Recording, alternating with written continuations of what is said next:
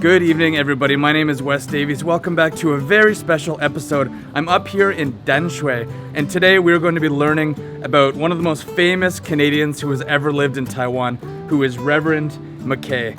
I am sure many of you know who Dr. Mackay is, but in case you want a little refresher, or if you're a foreigner like me who wants to learn a little bit more about this very historically significant man, let's learn a little bit more about him tonight. So as you can see, I'm back here in my apartment in Kaohsiung, but I want to keep talking about this fascinating individual. So Dr. Mackay, he grew up in a small town in Ontario.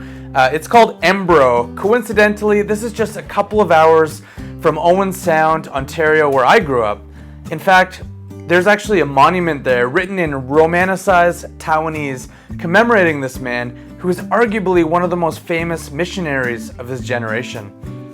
You see, Dr. Mackay, he was a member of the Canadian Presbyterian Church, and in the early 1870s, he was sent to Taiwan, then called Formosa, to build churches and hospitals and to help the locals there develop their education and medical systems.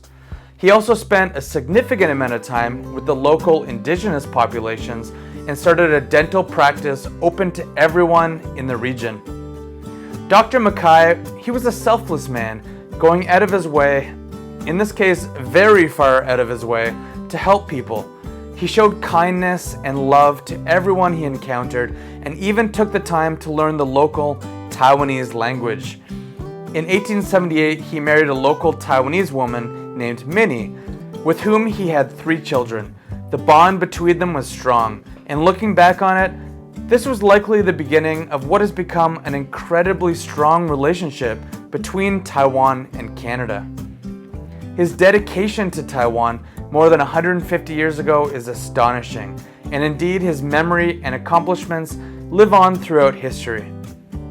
To this day, Taiwanese students learn about Dr. Mackay and the special affinity he had for Taiwan. His dedicated contribution to Taiwanese society has earned him the moniker of son-in-law of Taiwan. In 1882, using funds he raised through the church, Dr. Mackay built the Danshui Oxford College and the Danshui Girls' School, at which his wife became the principal. Danshui College was one of the first major colleges built in Taiwan, and the Danshui Girls' School was the first all-female school in Taiwan. It has also become known as Canada's first overseas development project.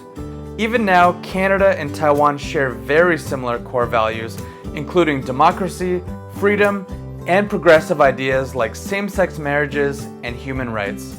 Dr. Mackay's contributions didn't stop at education.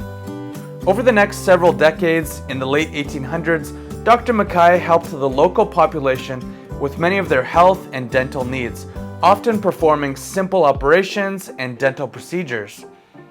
In 1912, the Mackay Memorial Hospital was built in Taipei to pay tribute to the Reverend. Even now, the hospital is a place where many Canadian doctors and nurses choose to practice. This hospital remains one of the largest medical networks in Taiwan, with 5 branches in 3 cities. Mackay was also instrumental in preserving over 1,000 Taiwanese and indigenous artifacts from that era of Formosan history. He brought some of these artifacts back with him to Canada on one of his visits, which were later prominently displayed in the Royal Ontario Museum in Toronto. In 2001, to mark 100 years since his passing, Danshui began its annual Makai Day, which occurs on June 2nd every year. Danshui would later become a sister city to Oxford County, Ontario. 2001 began an important year for Canada-Taiwan relations, and since then, visits to Danshui and Oxford College there became a regular stop for Canadian politicians and civic leaders who visited Taiwan. This mutual respect between Canada and Taiwan remains to this day.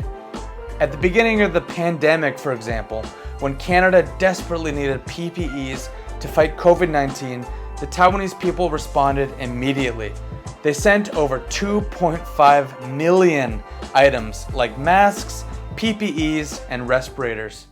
Much of this equipment were donated to Canada by the Mackay Memorial Hospital in Danshui District, by the students of Dam Kang High School and by Canadian Taiwanese groups and individuals.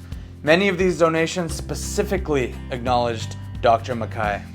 The reason I've chosen to make this video now is because March 9th, 2022 marks the 150th anniversary of Mackay's arrival in Danshui.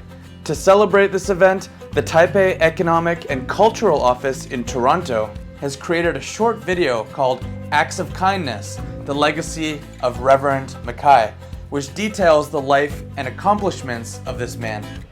I highly encourage you to check it out.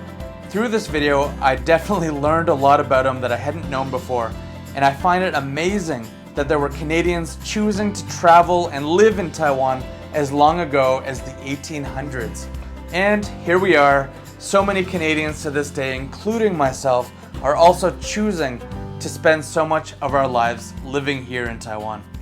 Hi, Past West from Canada talking here. I just came out here to briefly show you the landscape in Canada, especially Ontario. So here in Owen Sound, we're just a couple of hours north of where Dr. Mackay grew up. So he would have probably grown up in similar surroundings to this. Just beautiful snow, trees, cold rivers, blue skies, typical Canadian landscape. So I think me here being home right now just kind of brings it a little closer, hits a little closer to home that Dr. Mackay actually came from not too far away from right here where I'm standing, where my house is.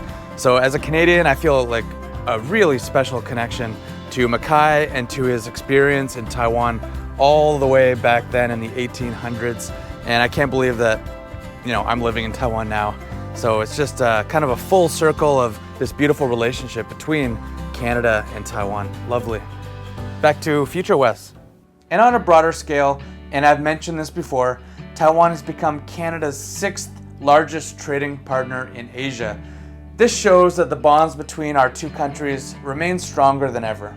I think that it's just so amazing to me that, you know, this Canada-Taiwan relationship began more than 150 years ago. So thank you guys for watching this video, and here's to another 150 years of a Canadian-Taiwanese relationship. Don't forget to check out the video I mentioned about Dr. Mackay, which I will link down below. Thank you, Reverend Mckay, Dr. Mackay, for all of your contributions to Taiwanese society, and thank you to the Taiwanese who accepted him into your lives and who continue to honor him year by year. Thanks for watching, everybody, and I will see you in the next video. Take care.